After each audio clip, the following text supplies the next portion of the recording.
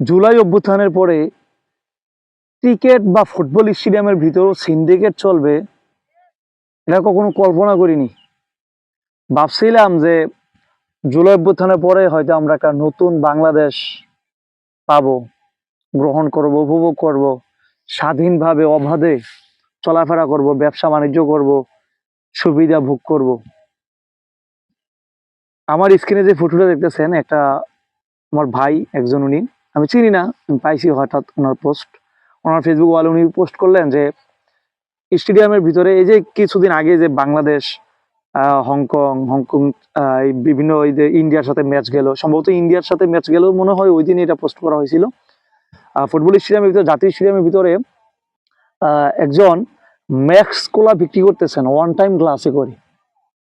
তো ম্যাক্স কোলা এক বোতল 90 টাকা প্রাইস। তো উনি ওয়ান টাইম গ্লাসে করে এক বোতল ম্যাক্স কোলা দিয়ে 9টা গ্লাস হয়, আর প্রত্যেক গ্লাসের দাম 30 টাকা করে। তো এক বোতল ম্যাক্স কোলা 90 টাকা, অঙ্কটা গণিতটা যোগ বিয়োগ একটু ভালোভাবে বুঝছেন। এক বোতল ম্যাক্স কোলার দাম 90 টাকা, আর তিনি এক বোতল ম্যাক্স কোলা 9 গ্লাসে বিক্রি করতেছেন, প্রত্যেক গ্লাসের দাম 30 টাকা করে।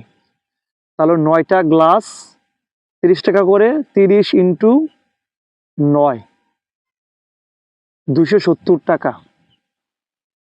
90 টাকার ম্যাক্স কোলা 270 টাকায় বিক্রি করতেছেন, তাও কোথায়? বাংলাদেশের রাজধানীর ভিতরে, মূল কেন্দ্রে, যেখানে আমলা কামলা, এমপি, মন্ত্রী, উপদেষ্টারা সহ খেলা উপভোগ করে থাকেন, যেখানে বাংলাদেশের বড় বড় রাঘব বোয়াল থেকে শুরু করে মাতাব্বর, সাধারণ মানুষ, সব শ্রেণীর মানুষ যেখানে থাকেন, এবং ভোক্তা নিয়ে যারা কাজ করেন তাদের মধ্য থেকেও অনেকে হয়তো থাকেন।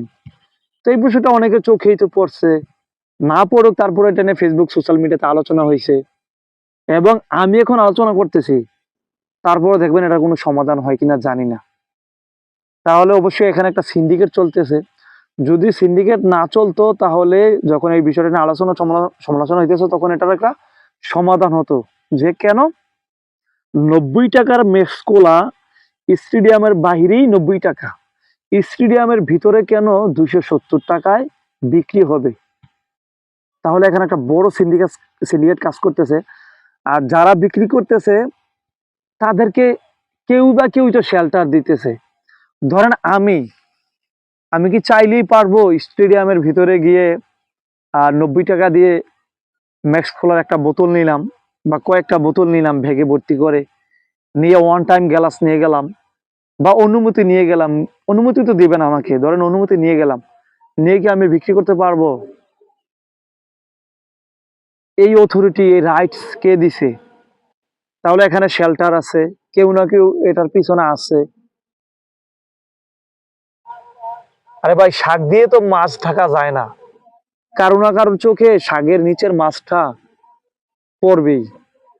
আপনি উপর দিয়ে পানি ডালবেন, নিচে দিয়ে গাছ কাটবেন, এটা কি মেনে নিবে? কয়দিন মেনে নিবে? কই 20 বছর চালাইছে তো, পারে নাই তো, এখন তো নাই। তো আগামীর বাংলাদেশেও আপনারা থাকবেন না তো? এগুলা বাদ দেন, ভাওতাবাজি বাদ দেন। আমি দলমত নির্বিশেষে বলতেছি, আমি সাধারণ মানুষ, আমি এই দেশের নাগরিক, দেশের স্বার্থে কথা বলার অধিকার, রাইটস, অথরিটি, ক্ষমতা আমার আছে। আমি এই দেশের নাগরিক। কেন বাহিরে একটা ম্যাক্সকোলার দাম 90 টাকা, সেই ম্যাক্সকোলা কেন স্টেডিয়ামের ভিতরে 270 টাকা বিক্রি হবে 9টা গ্লাস ভাগ ভাগ করে? ভোক্তার লোকেরা কি এটা দেখে না? ভোক্তার চোখে কি পড়ে না? এটা নিয়ে কি কেউ মাথা ঘামানোর কোনো প্রয়োজন মনে করে না?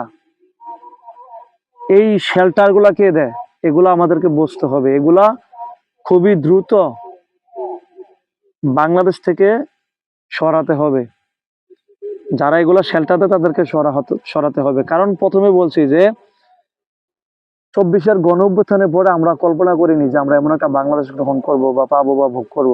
আমরা চাই না, আমরা চাই একটা স্বাধীন দেশ, যেখানে ন্যায় ইনসাফের ভিত্তিতে দেশ পরিচালনা হবে, যার যার অধিকার মোতাবেক সে চলবে, স্বাধীনভাবে চলবে। আসসালামু আলাইকুম।